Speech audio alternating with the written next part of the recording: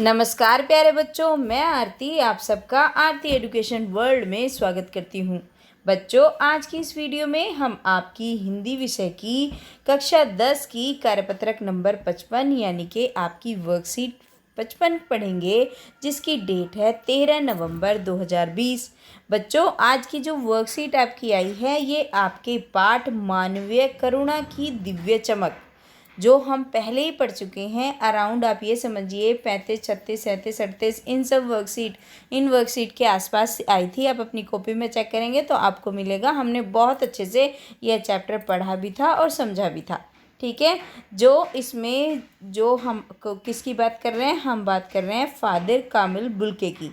और ये जो पाठ है आपका मानवीय करुणा की दिव्य चमक, इसे लिखा था सर्वेश्वर दयाल सक्सेना जी ने, और जो एक संस्मरण की फॉर्म में है।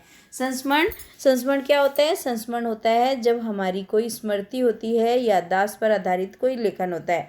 मतलब जो पुरानी बात हमें याद आती है, या तो किसी विशेष की व्यक्ति के बारे में, या फिर किसके बारे में, या किसी घटना का वर्णन करते हैं, तो उसे क्या बोलते हैं? हम उसे बोलते हैं संस्मरण। जब भी कोई जो लेखक होता है अपनी यादों के आधार पर किसी व्यक्ति या घटना का वर्णन करता है, उसे हम संस्मरण कहते हैं। इसके माध्यम से वह व्यक्ति या घटना हमारे सामने चित्र की भांति साकार हो जाता है, और हमें ऐसा लगता है कि जैसे वो अभी हो रहा हो, इस तरीके से। इस पाठ में फादर कामिल बुल्के, जो बेल्जियम के रेम्स चैपल शहर, यूरोप से एक ईसाई धर्म प्रचारक के रूप में भारत आए थे। किंतु वो आए क्या, किस लिए आए थे? अपने एक मिशनरी के तौर पे आए थे और अपने धर्म का प्रचार करने के लिए आए थे। किंतु उन्होंने इस देश को अपनी कर्मभूमि बना लिया। उनकी जन्मभूमि बेशक वो बेल्जियम से आए थे, उनकी जन्मभूमि बेशक बेल्जियम रही होगी या दूसरा देश रहा होगा, लेकिन उन्होंने कर्मभूमि बनाया भारत को, और यहीं के होकर रह गए। फादर कामिल बुल्के ने हिंदी भाषा के विकास और प्रचार प्रसार में बहुत ही महत्वपूर्ण योगदान दिया। हाँ, उनके योगदान को हम भुला नहीं सकते बच्चों। उन्होंने एक शब्दकोश भी बनाया था तकरीबन 1968 के आसपास, जो बहुत ही प्रचलित भी था। उन्होंने जो बाइबल है आपकी, उसका भी हिंदी ट्रांसलेशन करा था फादर कामिल बुल्के ने। और फादर कामिल बुल्के ने एक बहुत ही फेमस नाटक था, उसका भी हिंदी रूपांतरण करा था।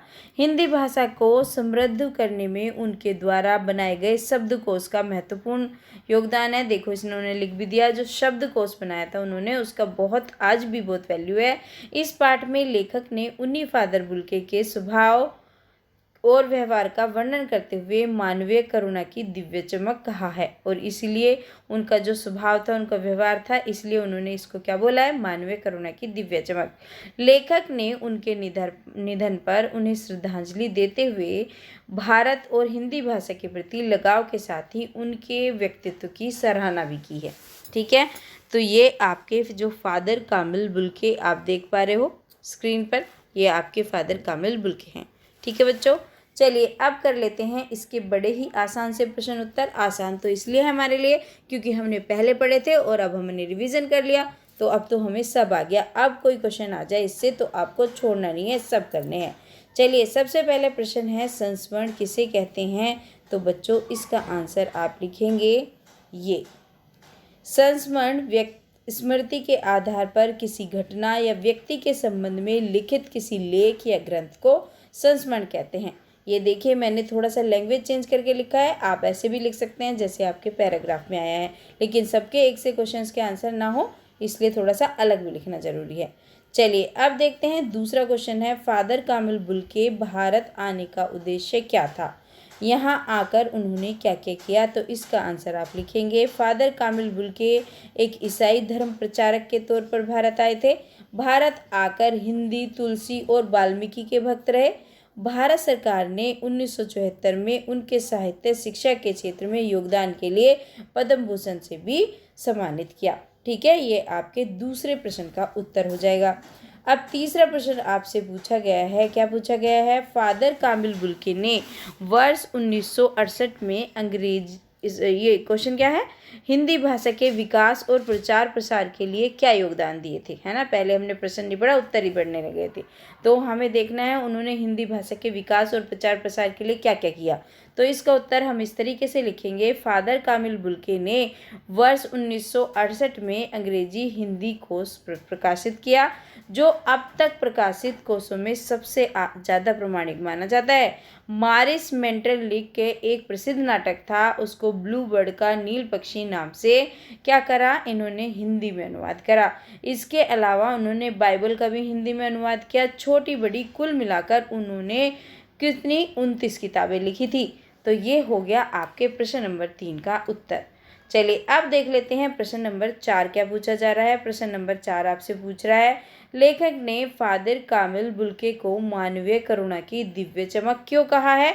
फादर कामिल बुल्के को मानवीय करुणा की दिव्य चमक इसलिए कहा है क्योंकि फादर के हृदय में मानव मात्र के प्रति करुणा की असीम भावना विद्यमान थी। उनके मन में हर एक प्रियजन के लिए ममता और अपनत्व का भावना उमड़ती रहती थी। तो ये हो गया हमारे प्रश्न नंबर 4 का एकदम सही उत्तर। अब देख लेते हैं जो 5वां प्रश्न है। इसमें 5वां प्रश्न आपका एक गतिविधि है बच्चों, और गतिविधि में क्या पूछा है, आप जीवन में किस व्यक्ति से सबसे ज़्यादा यानी कि सर्वाधिक प्रभावित हुए हैं अथवा जिनको अपना आदर्श मानते हैं उनके बारे में लिखिए।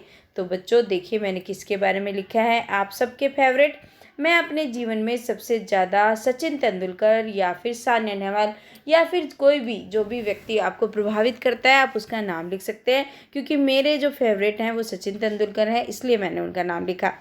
मैं अपने जीवन में सबसे ज़्यादा सचिन तेंदुलकर से प्रभावित रही हूँ या रहा हूँ। क्योंकि बच्चों आप लड़की हो तो रही हूँ लिखेंगे, ऑब्वियस है, ये तो सोची समझी बात है। और ये भी अगर लड़का है तो आप रहा हूँ लिखेंगे। तो मैं आपको जो एक लिख के देती हूँ उसको अपने हिसाब से आप मोल्ड कर लिया करो, और मुझे पता है इतने समझदार आप हैं, इसको कर लेंगे। सबसे ज़्यादा सचिन तेंदुलकर से या फिर सानिया नेहवाल, सानिया नेहवाल जो भी आपको पसंद है उसको लिख सकते हैं। वह एक कठिन परिश्रमी और ईमानदार व्यक्ति हैं। देश प्रेम की भावना और कर्मठ खिलाड़ी के तौर पर पूरा देश उनको प्रेम करता है। मुझे उनसे हमेशा मेहनत करने और आगे बढ़ने की प्रेरणा मिलती है। तो बच्चों ये हो गई आपकी आज की वर्कशीट हिंदी की। होपफुली आपको वीडियो बहुत हेल्पफुल रही होगी। और बच्चों अगर आपको वीडियो से हेल्प मिलती है तो प्लीज़ वीडियो को लाइक भी करें। और जो भी बच्चे चैनल पर नए आए हैं चैनल को सब्सक्राइब कर लें, क्योंकि आपकी हिंदी, इंग्लिश, सोशल साइंस और साइंस की वर्कशीट मैं बनाती रहती हूँ। तो आपको बहुत हेल्प मिलने वाले हैं चैनल से, और उसके लिए आपको नोटिफिकेशन बेल को भी प्रेस करना पड़ेगा, सो दैट वीडियो की नोटिफिकेशन आपको सबसे पहले मिले। और डियर स्टूडेंट्स आपको एटलीस्ट 20 फ्रेंड्स में ज़रूर शेयर करना है। Thank you students.